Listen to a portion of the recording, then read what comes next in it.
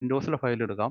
നേരെ മറിച്ച് വിൻഡോസാ ബൂട്ട് ചെയ്തിട്ടുണ്ടെങ്കിൽ ഉബുണ്ടുവിൻ്റെ ഫയൽ കാണിക്കില്ല. അങ്ങനെ ഒരു പ്രശ്നമുണ്ട്. പക്ഷേ ഇങ്ങനെ ചെയ്യാം. ലാപ്ടോപ്പിലൊക്കെ ഇവിടെ പല കുട്ടികളും ഇങ്ങനെ പഠിക്കാനൊക്കെ ആയിട്ട് വന്ന് ചോദിച്ച് നമ്മൾ ചെയ്തു കൊടുക്കാറുണ്ട്. അപ്പോൾ ഇതാണ് ഡ്യുവൽ ബൂട്ട് കൺസെപ്റ്റ് എന്ന് പറഞ്ഞതാണ്. ഒന്നിക്കുള്ള ഓപ്പറേറ്റിംഗ് സിസ്റ്റം ഒരു കമ്പ്യൂട്ടറിൽ ഒരു ലാപ്ടോപ്പിലോ ഡെസ്ക്ടോപ്പിലോ ചെയ്യാൻ പറ്റും. ഇനി അടുത്തത് നമുക്ക് ഈ മെട്രിക് ഫാക്ടർ ജസ്റ്റ് ഒന്ന് പറഞ്ഞു എന്നുള്ളൂ. നിങ്ങൾ കമ്പ്യൂട്ടർ സയൻസുമായിട്ട് ബന്ധപ്പെട്ട് ഉപയോഗിക്കുമ്പോൾ ഇതിലാവശ്യം വരുന്ന കുറച്ച് കാര്യങ്ങളുണ്ട്. ടി ബി, ഹാർഡ് ഡിസ്കിൻ്റെ കപ്പാസിറ്റി ടി ബി എന്ന് പറഞ്ഞാൽ 10⁻12 അതായത് 1/12 അതേപോലെ തന്നെ ജിഗ 10⁻9, മെഗാ എന്ന് പറഞ്ഞാൽ 10⁻6. ഇത് നിങ്ങൾക്ക് പലപ്പോഴും ആവശ്യം വരുന്ന ഒരു സംഭവമാണ്. അതുകൊണ്ട് ജസ്റ്റ് ഞാനൊന്ന് പറഞ്ഞു എന്നുള്ളൂ.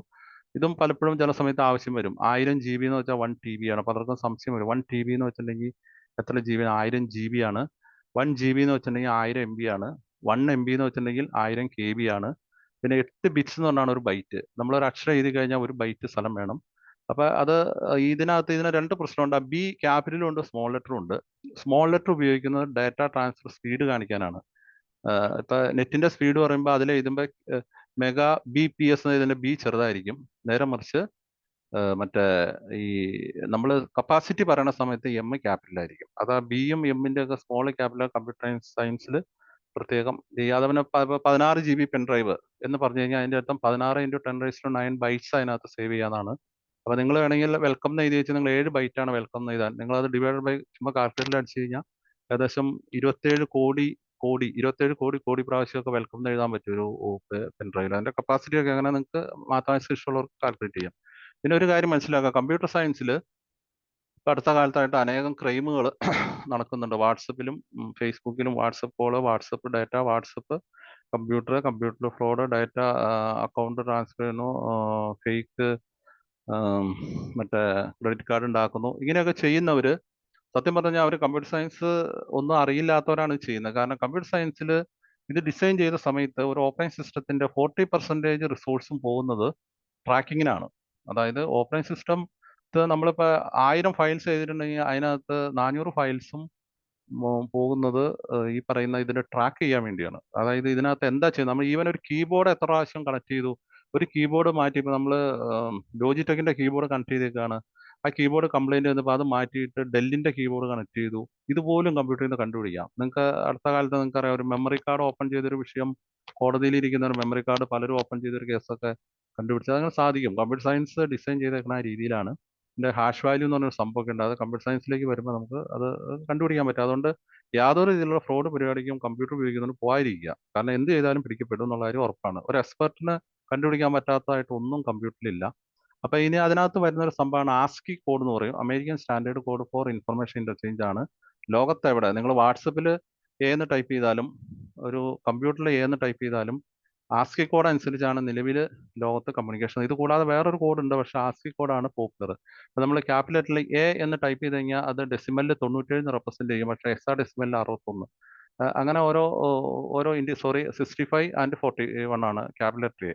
അങ്ങനെ ഓരോ റെപ്രസെന്റേഷൻ ഉണ്ട്. അതിന് ആസ്കി സംവിധാന കോഡിലാണ് കമ്പ്യൂട്ടർ വർക്ക് ചെയ്യുന്നത്. ഇതോടുകൂടി ഞാൻ ഇത്രയും പറഞ്ഞ 12 സ്ലൈഡ് കമ്പ്യൂട്ടർ സയൻസിനെ പറ്റിയുള്ള ഒരു ധാരണ വരാൻ വേണ്ടി, അല്ലെങ്കിൽ എന്താണ് ലാപ്ടോപ്പ്, എന്താണ് ഓപ്പറേറ്റിംഗ് സിസ്റ്റം. നിങ്ങൾ ഈ സെമിനാറിലേക്ക് പങ്കെടുക്കുന്നവർ പല പരിപാടിയിൽ നിന്ന് ഓടി ഇതിലേക്ക് വന്നേക്കുന്നവരായിരിക്കും. അപ്പം നിങ്ങൾക്ക് നേരിട്ട് ഫസ്റ്റ് തന്നെ സൈബർ സെക്യൂരിറ്റി ഞാൻ പറഞ്ഞില്ല, നേരെ ഒരു ഗ്രൂമിങ് നടത്തിയതാണ്. ഇപ്പം ഇത്രയും പറഞ്ഞ കാര്യങ്ങൾ നിങ്ങൾക്ക് സാധാരണ ഒരു ഉപകരണം ഉപയോഗിക്കുന്നവർ അറിഞ്ഞിരിക്കേണ്ടതാണ്. നിങ്ങളൊരു വാഹനം ഓടിക്കുന്നു, അത് ഡീസലാണോ പെട്രോളാണോ, ഇതിൻ്റെ ടെക്നോളജി എന്താണ്, ABS എന്താണ്, EBD എന്താണ്, ഇതൊക്കെ അറിഞ്ഞിട്ട് ഓടിക്കുമ്പോഴാണ് നമുക്ക് ആ വാഹനം പെർഫെക്റ്റ് ആയിട്ട് ഓടിക്കാൻ പറ്റുന്നത്. ആ ഒരു കൺസെപ്റ്റിലാണ് ഞാൻ പറഞ്ഞത്. ഇതൊന്നും അറിഞ്ഞില്ല എന്ന് വിചാരിച്ച് കമ്പ്യൂട്ടർ കൈകാര്യം ചെയ്യാം, ഒരു പ്രശ്നവുമില്ല. അപ്പൊ ഇതൊക്കെ അറിഞ്ഞിട്ട് കൈകാര്യം ചെയ്യുമ്പോൾ നിങ്ങൾക്ക് അറിയാം, ഇതൊക്കെ കണ്ടുപിടിച്ച ആൾക്കാർ ആ വർഷങ്ങളും എത്രയോ ലക്ഷക്കണക്കിന് ആളുകൾ എത്രയോ എന്താണ് പറഞ്ഞത്, രാത്രിയും പകലും ഉറങ്ങാതെ നമ്മുടെ മുൻ പ്രസിഡന്റ് കലാമൊക്കെ പറയുന്ന ഒരു വാക്കുണ്ടല്ലോ, ഒരു കാര്യത്തിലേക്ക് ഇറങ്ങി പുറപ്പെട്ടു കഴിഞ്ഞാൽ അത് കണ്ടുപിടിച്ചില്ലെങ്കിൽ കിടന്ന ഉറക്കം വരില്ല, അത് കണ്ടുപിടിച്ച് കഴിയുമ്പോൾ കിട്ടുന്ന ഒരു പ്രത്യേക സുഖം. അതേപോലെയുള്ള സുഖത്തിലാണ് ഇതൊക്കെ പലരും ഡിസൈൻ ചെയ്തേക്കുന്നത്. ഇങ്ങനെ നമ്മുടെ സേഫ്റ്റിക്ക് വേണ്ടി നിങ്ങൾ പലരും ആലോചിക്കുക, നിങ്ങൾ വാട്സപ്പ് ഉപയോഗിച്ച് എന്തെല്ലാം ചെയ്യുന്നുണ്ട്. നിങ്ങളുടെ കുട്ടികൾ സ്കൂളിൽ പോയി കഴിഞ്ഞാൽ വീട്ടിൽ നേരത്തെ വന്നോ എന്ന് അറിയാൻ വേണ്ടി നിങ്ങൾ വാട്സപ്പ് ഉപയോഗിക്കുന്നു. നിങ്ങളുടെ ബിസിനസ്സിന് വാട്സപ്പ് ഉപയോഗിക്കുന്നു. സിമെന്റ് പണിയണവര്, ഷീറ്റ് പണിയണവര്, നെട്ടും ബോൾട്ടും എല്ലാം വാട്സപ്പ് വഴിയാണ്. വണ്ടി കച്ചവടം എന്ന് വേണ്ട, വാട്സപ്പ് വഴി ഇല്ലാത്ത ഒരു പരിപാടിയില്ല. പക്ഷെ ഇത് 100 പേരിൽ 90 പേർക്കും നല്ല കാര്യത്തിനാണെങ്കിൽ ഒരു 10 പേര് ഇത് ആവശ്യമില്ലാത്ത കാര്യത്തിന് ഉപയോഗിച്ച് വളരെ കോംപ്ലിക്കേഷൻ ഉണ്ടാക്കുന്നുമുണ്ട്. ഇത് രണ്ടും ഇതിന്റെ ഒപ്പം പറയുന്നതാണ്. അപ്പൊ ഈ വാട്സപ്പ് ഫ്രീ ആയിട്ട് തന്നെ സർവീസാണ്. അതിനെപ്പറ്റി നമ്മൾ ഈ ചർച്ചയിൽ പറഞ്ഞു കഴിഞ്ഞാൽ നിങ്ങൾ സ്വല്പം ചിന്തിക്കേണ്ടി വരും. വാട്സപ്പും ഫേസ്ബുക്കും ഫ്രീ ആണ്. നമ്മൾ ഇന്റർനെറ്റേ ചാർജ് ചെയ്യണുള്ളൂ. പിന്നെ വാട്സപ്പും ഫേസ്ബുക്കും ഫ്രീ ആയിട്ട് എന്തുകൊണ്ട് തരുന്നു? അതാണ് സൈബർ സെക്യൂരിറ്റിയുടെ ഒരു പ്രശ്നവും. അപ്പൊ നമ്മൾ ഈ സോഫ്റ്റ്വെയറും ഈ സംവിധാനങ്ങളൊക്കെ ഉപയോഗിക്കുമ്പോൾ അതിനോട് സ്വല്പം ഒരു മാനസികമായിട്ടൊരു നീതി പുലർത്തി, അതായത് ഒരു സിസ്റ്റം, ഞാൻ പറഞ്ഞു തന്നെ, നിങ്ങളൊരു മൊബൈൽ വാങ്ങിച്ചു കഴിഞ്ഞാൽ, നിങ്ങൾ 10,000 രൂപ 15,000 രൂപ അല്ലെങ്കിൽ 20,000 രൂപ 50,000 രൂപ മൊബൈൽ മേടിച്ചു കഴിഞ്ഞാൽ അത് നിങ്ങൾക്ക് ഒരു രീതിയിലും അതുകൊണ്ട് മുന്നോട്ട് പോകാൻ പറ്റുന്നില്ല എങ്കിൽ മാത്രം നിങ്ങളത് മാറി വാങ്ങാൻ ശ്രമിക്കുക. അല്ലാതെ ഒരു 15,000 രൂപയുടെ മൊബൈലിൽ നിങ്ങളുടെ കാര്യങ്ങളെല്ലാം ഭംഗിയായിട്ട് നടക്കുന്നു എങ്കിൽ നിങ്ങൾ അത് തന്നെ ഉപയോഗിക്കുക. കാരണം അത് ഒരു എന്താണ് പറഞ്ഞ ഒരു ഒരു അംഗീകാരമായിട്ട് കണ്ട് നിൽക്കുക. അല്ലാതെ ഉടനെ തന്നെ നമ്മൾ 1,00,000 രൂപയുടെ ഐഫോണോ ഇങ്ങനെ മാറ്റി മാറ്റി, ഇതിപ്പോ പറയുമ്പോൾ ഐഫോൺ വിൽക്കുന്നവർക്ക് വിൽപ്പന കിട്ടുമെന്ന് ചോദിക്കും, അത് വേറെ വശം. പക്ഷെ ഒരു MSME റേഞ്ചിൽ ഒരു ബിസിനസ് നടത്തുന്നവരൊക്കെ എപ്പോഴും മിതത്വം പാലിക്കുന്നതാണ് നല്ലത്. നമുക്ക് അത്യാവശ്യം വേണ്ട ഒരു ആവറേജ് റേഞ്ച് മൊബൈലും കമ്പ്യൂട്ടറൊക്കെ ഉണ്ടെങ്കിൽ ഈ പറഞ്ഞ കാര്യങ്ങളൊക്കെ ചെയ്യാൻ പറ്റും. അപ്പൊ അതും കൂടി ഒന്ന് മനസ്സിലാക്കാൻ വേണ്ടിയാണ് ഞാൻ ഇതിന്റെ ഒരു ഓർഡർ ഓഫ് ഇത് പറഞ്ഞത്. ഇനി നമ്മൾ നമ്മുടെ സൈബർ സെക്യൂരിറ്റി എന്ന സബ്ജക്റ്റിലേക്ക് നമ്മൾ വരികയാണ്. അപ്പൊ എന്താണ് ഫയർവാൾ? ഞാൻ ഇപ്പൊ നമ്മുടെ ക്ലാസ് തുടങ്ങിയിട്ട് 25 മിനിറ്റ് ആയി. ആരെങ്കിലും ഒന്ന് അൺമ്യൂട്ട് ചെയ്തിട്ട്, നിങ്ങൾക്ക് ഫോളോ ചെയ്യാൻ പറ്റുന്നില്ലേ? ഇങ്ങനെ ഇതേ സ്പീഡിൽ പോയാൽ നമുക്ക് 45 സ്ലൈഡ് തീരും. അപ്പൊ ഇത് സ്പീഡിൽ പോയാൽ പോരെ? എന്തെങ്കിലും റിവ്യൂ ചെയ്യണമെന്ന് ആരെങ്കിലും ഒന്ന് അൺമ്യൂട്ട് ചെയ്തിട്ട് പറയാമോ? കാരണം സെഷന് എന്തെങ്കിലും എങ്ങനെയാണ് നിങ്ങൾക്ക് ഫോളോ ചെയ്യാൻ സ്പീഡ് കറക്റ്റ് അല്ലേ എന്നൊന്ന് പറയാമോ? സാർ സാറേ, നല്ല നന്നായി രീതിയിലാണ് നന്നായി ക്ലാസ് പോകുന്നത്. പോകുന്നുണ്ട്. നന്നായി ഓക്കെ സാർ ഇതേപോലെ തന്നെ പോയാൽ മതി. സ്പീഡ് ഓക്കെയാണ്. Okay okay okay. ഞാൻ ചോദിക്കാൻ കാരണം വെച്ചാൽ പല ഈ പാർട്ടിസിപ്പൻസ്, ഞാൻ സാധാരണ ഓഫ്ലൈന് ഇഷ്ടപ്പെടുന്ന ആളാണ്, ഓൺലൈൻ അല്ല, ഓഫ്ലൈനാണ് എൻ്റെ ഇഷ്ടപ്പെട്ട മേഖല. അപ്പൊ എന്നാ കുഴപ്പമെന്ന് വെച്ചിട്ടുണ്ടെങ്കിൽ ഓഫ്ലൈൻ ആകുമ്പോൾ നമുക്ക് ആളുടെ മുഖഭാവം കാണുമ്പോൾ നമുക്ക് ടോപ്പിക്ക് മാറ്റാം. ഈ ഓൺലൈനിൽ അങ്ങനെ ഒരു പ്രശ്നമുണ്ട്. എനിവേ, ഇത്രയും പറഞ്ഞ കാര്യങ്ങൾ നിങ്ങൾ മനസ്സിൽ കരുതിയിട്ട് വേണം. ഞാൻ ഈ PPT നിങ്ങൾക്ക് ഷെയർ ചെയ്ത് തന്നതിന് പ്രശ്നമല്ല. അത് ഒരു നെറ്റിൽ നിന്ന് എടുത്ത ഡാറ്റ ആണെങ്കിലും ഒരു ഒഫീഷ്യൽ ഡാറ്റ ആയിട്ട് ഉപയോഗിക്കാവുന്ന രീതിയിലാണ് ചെയ്തേക്കുന്നത്. അപ്പൊ ഇനി നമ്മൾ വരുന്നതാണ് ഫയർവാൾ എന്ന് പറയുന്ന ഒരു സംഭവം. അത് പ്രത്യേകം ശ്രദ്ധിക്കാം. പിക്ചറിൽ നിങ്ങൾക്ക് നോക്കിയാൽ കാണാം, നമ്മൾ നടുക്ക് ഒരു തീ കത്തിച്ചുകൊണ്ടിരിക്കുകയാണ് ഫയർവാള്. ലെഫ്റ്റ് സൈഡിൽ ഇന്റേണൽ നെറ്റ്വർക്കും റൈറ്റ് സൈഡിൽ ഇന്റർനെറ്റും എഴുതിയിട്ടുണ്ട്. ഞാൻ ഫയർവാളിന്റെ ഏറ്റവും സിമ്പിൾ ആയിട്ടുള്ള ഡയഗ്രാം എടുത്തത്, കാരണം സാധാരണ ലോജിക് ഉള്ളവർക്ക് മനസ്സിലാവാൻ വേണ്ടി. ഇത് ഹൈലി കോംപ്ലിക്കേറ്റഡ് ടെക്നോളജിയാണ്, ആ രീതി കോംപ്ലിക്കേറ്റഡ് ആയിട്ടും പറയാം. അപ്പൊ ഇത്രയും മാത്രം നിങ്ങൾ ചിന്തിച്ചാൽ മതി. ആ ഫയർവാളിന്റെ തീ കത്തുന്നത് ഇൻസൈഡ് ആണ്, അത് ഇന്റേണൽ നെറ്റ്വർക്കിന്റെ സൈഡാണ്. അത് ആ പിക്ചർ എടുത്ത് വെച്ചപ്പോൾ തിരിഞ്ഞു വായിക്കണമെന്നല്ല. തീ കത്തുന്നത് ഇന്റേണൽ നെറ്റ്വർക്സിലാണ്. ഫയർവാളിന്റെ ഭിത്തിയുടെ ഔട്ട്സൈഡ് നെറ്റ്വർക്കിൽ തീ കത്തുന്നില്ല.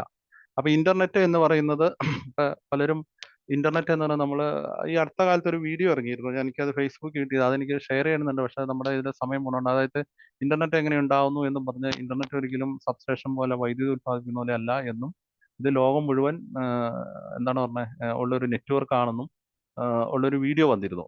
ഒരിക്കലും ഒരു സംസ്ഥാനത്തിന് സ്വന്തമായിട്ട് ഇന്റർനെറ്റ് ഇല്ല, ഒരു സ്റ്റേറ്റിന് സ്വന്തമായിട്ട് ഇന്റർനെറ്റ് ഇല്ല, ഒരു കോണ്ടിനെന്റിന് സ്വന്തമായിട്ട് ഇന്റർനെറ്റ് ഇല്ല. ഇന്റർനെറ്റ് എന്ന് പറയുന്നത് ഇങ്ങനെ ഒരു നെറ്റ്വർക്കാണ്. അത് ഈ പറയുന്ന ഇന്ത്യയിൽ ഇത് ഇത്രയും പോപ്പുലർ ആകാൻ കാരണം എല്ലാ രാജ്യങ്ങളും തമ്മിൽ ഫൈബർ ഒപ്റ്റിക്സ് കടലിനടിയിലൂടെ 2.5 കിലോമീറ്റർ, അതായത് കടലിന്റെ ആഴത്തിൽ അത്രയും കടലിന്റെ അടിയിലൂടെ ഫൈബർ ഒപ്റ്റിക്സ്, നിങ്ങൾ റോഡ് സൈഡിൽ പോകുമ്പോൾ ഇങ്ങനെ കുറെ ഫൈബർ മുകളിൽ കൂടെ കണക്ട് ചെയ്തോ താഴെ കൂടെ കണക്ട് ചെയ്ത്, ഇത് കാണുമ്പോൾ നിങ്ങൾ ശരിക്കും ഒരു ബഹുമാനത്തോടു കൂടി നോക്കണം അത്. കാരണം നിങ്ങൾ വീട്ടിലിരുന്ന് അയക്കുന്ന എല്ലാ മെസ്സേജും ഈ ഫൈബർ ലൈറ്റ് രൂപത്തിൽ എന്ത് ചെയ്യുന്നു, നമ്മുടെ എറണാകുളം ജില്ലയിലാണ് അതിന്റെ നോഡ് വന്നേക്കുന്നത്. എറണാകുളം ജില്ലയ്ക്ക് അങ്ങനെ ഒരു ഗുണം കൂടിയുണ്ട്. പാലാരിവട്ടത്തുള്ള ഒരു ടെലിഫോൺ BSNL ഒരു എക്സ്ചേഞ്ചിലാണ് ഇതിന്റെ ഈ കടലിന്റെ അടിയിലൂടെ, ഇടയ്ക്കൊക്കെ പത്രത്തിൽ വരാറുണ്ട്, കേബിൾ കട്ടാവുന്ന സമയത്ത്, ഇത് കടലിന്റെ അടിയിലൂടെ വന്നിരിക്കുന്ന നോഡ്, അതിന്റെ റൗട്ടിംഗ് നോഡ് സെറ്റ് ചെയ്തിരിക്കുന്നത് ഒരു എക്സ്ചേഞ്ചിലാണ്. അവിടെ നിന്നാണ് മറ്റു രാജ്യങ്ങളിലേക്ക് ഒക്കെ അതിന്റെ നോഡ് പോകുന്നത്. ശ്രീലങ്കയിലേക്കും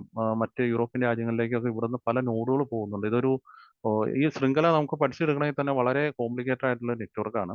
അപ്പൊ ഈ നെറ്റ്വർക്കിൽ ഇങ്ങനെ ഇന്റർനെറ്റ് കിടക്കുന്നു. ഇന്റർനെറ്റിൽ ആർക്കും എന്തും ചെയ്യാം. അതിനെ കൺട്രോൾ ചെയ്യുന്ന അനേക ഏജൻസികളുണ്ട്. ആർക്കും എന്തും ചെയ്യാന്ന് പറഞ്ഞത് എന്ത് റൂൾസ് തെറ്റിക്കാന്നല്ല ഉദ്ദേശിച്ചത്, നമുക്ക് എന്ത് ബിസിനസ് അതിനകത്ത് നടത്താം. അങ്ങനെയാണ് ഇതിന്റെ പ്രോട്ടോകോൾ ഡിസൈൻ ചെയ്തേക്കുന്നത്. കമ്പ്യൂട്ടർ സയൻസ് ഒക്കെ പഠിച്ചിട്ടുള്ളവർക്കറിയാം, 7 ലെയർ കൺസെപ്റ്റ്, ഫിസിക്കൽ ഡാറ്റ അല്ലെങ്കിൽ നെറ്റ്വർക്ക് എന്ന് പറഞ്ഞ് ഇങ്ങനെ പഠിക്കും. അത് അങ്ങനെ തന്നെയാണ് ഇതിൽ പോകുന്നത്. പഠിക്കുന്ന സമയത്ത് എന്തിനാന്ന് തോന്നും, പക്ഷെ അത് അങ്ങനെ തന്നെയാണ് ഇൻഡസ്ട്രി പോകുന്നത്. അപ്പൊ ഈ ഫയർവാളിന്റെ പിക്ചറിലേക്ക് നിങ്ങൾ ഒന്നുകൂടെ നോക്കുക. ഇന്റേണൽ നെറ്റ്വർക്കിൽ നമ്മൾ തീ കത്തിച്ചുകൊണ്ടിരിക്കുകയാണ്. ഒരു ഭിത്തി, ആ ഭിത്തി വഴിയാണ് പുറത്തെ നെറ്റ്വർക്കിലേക്ക് പോകുള്ളൂ. അപ്പൊ അതിന്റെ പ്രശ്നം എന്നാ വെച്ചിട്ടുണ്ടെങ്കിൽ പുറത്തുനിന്ന് വരുന്ന നമുക്ക് ഇന്ത്യയിലെ നെറ്റ്വർക്കിൽ ഇതിനകത്ത് പുറത്തേക്കെല്ലാം കാണാം. പക്ഷെ പുറത്തുള്ള ആൾക്ക് ഇങ്ങോട്ട് കാണാൻ പറ്റില്ല. അതായത് നിങ്ങളിപ്പോൾ ഒരു MSME വ്യവസായം നടത്തുന്നു, നിങ്ങൾക്ക് 10 പേരുള്ള ഓഫീസ്, നിങ്ങൾക്ക് അവിടെ ഒരു 10 കമ്പ്യൂട്ടർ ഉണ്ട്, 5 കമ്പ്യൂട്ടർ ഉണ്ട്, അതിനകത്ത് നിങ്ങൾ ഇന്റർനെറ്റ് എടുക്കുന്നു, നിങ്ങളുടേതായ ഒരു അക്കൗണ്ടിങ് കാര്യങ്ങളൊക്കെ അവിടെ ഇൻഡിവിജ്വൽ കമ്പ്യൂട്ടറിൽ നടത്തുന്നു. പക്ഷെ ഒരിക്കലും പുറത്തുനിന്ന് ഒരാൾക്ക് ഡയറക്റ്റ് ആയിട്ട് നിങ്ങളുടെ കമ്പ്യൂട്ടറിലേക്ക് കയറാൻ പറ്റില്ല. അത് കയറാതിരിക്കാൻ വേണ്ടി ഉള്ള ഒരു ബ്ലോക്ക് ചെയ്യുന്ന ഡിവൈസിന് പറയുന്ന പേരാണ് ഫയർവാൾ. അപ്പൊ അത് കമ്പ്യൂട്ടർ സയൻസിൽ ഫയർവാൾ എന്ന് പറയുമ്പോൾ അതിന്റെ തീ കൊണ്ടുള്ള ഭിത്തി എന്നുള്ള മീനിങ് തന്നെയാണ് അതിനകത്ത് വരുന്നത്. ഒരു തീ കത്തിക്കൊണ്ടിരിക്കുകയാണ് അവിടെ, അത് അത്ര ഈസി ആയിട്ട് അല്ലെങ്കിൽ കിടക്കാൻ പറ്റില്ല.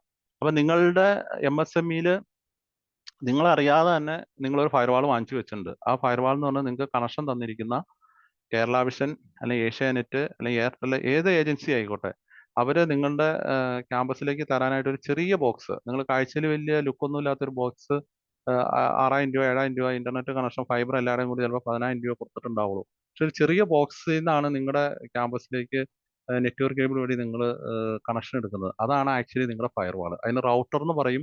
പക്ഷെ ആ റൗട്ടർ നിങ്ങൾ സ്ക്രീനിൽ എടുത്തു കഴിഞ്ഞാൽ അതിനകത്ത് ഫയർവാൾ സംവിധാനത്തിലാണ് വർക്ക് ചെയ്യുന്നത്. കാരണം അത് ആണ് ഫസ്റ്റ് ഫയർവാൾ. നിങ്ങളുടെ ക്യാമ്പസിലേക്കുള്ള ഫസ്റ്റ് ഹാർഡ്വെയർ ഫയർവാൾ എന്ന് പറയാൻ മാത്രമുള്ള സംഭവം ഡിവൈസ് ആണ്. പക്ഷെ അതിന് പരിമിതികളുണ്ട്. അതിനകത്ത് ചെയ്യാൻ പറ്റുന്ന കാര്യങ്ങൾക്കും അതിന്റെ ആൽഗരിതം കാര്യങ്ങൾക്കും പരിമിതികളുണ്ട്. അപ്പൊ നമ്മൾ ഈ ഫയർവാൾ എന്ന് പറഞ്ഞ സംവിധാനമാണ് നമ്മുടെ ഇന്റേണൽ നെറ്റ്വർക്കിനെ ഔട്ട്സൈഡ് നെറ്റ്വർക്കുമായിട്ട് സെപ്പറേറ്റ് ചെയ്ത് നിർത്തുന്ന ഒരു സുരക്ഷിതമായ സംവിധാനം. അത്രയും മാത്രം അതിനെപ്പറ്റി മനസ്സിലാക്കുക. ഇനി നമ്മൾ ഡീറ്റെയിൽ ആയിട്ട് ഫയർവാളിലേക്കാണ് പോകുന്നത്.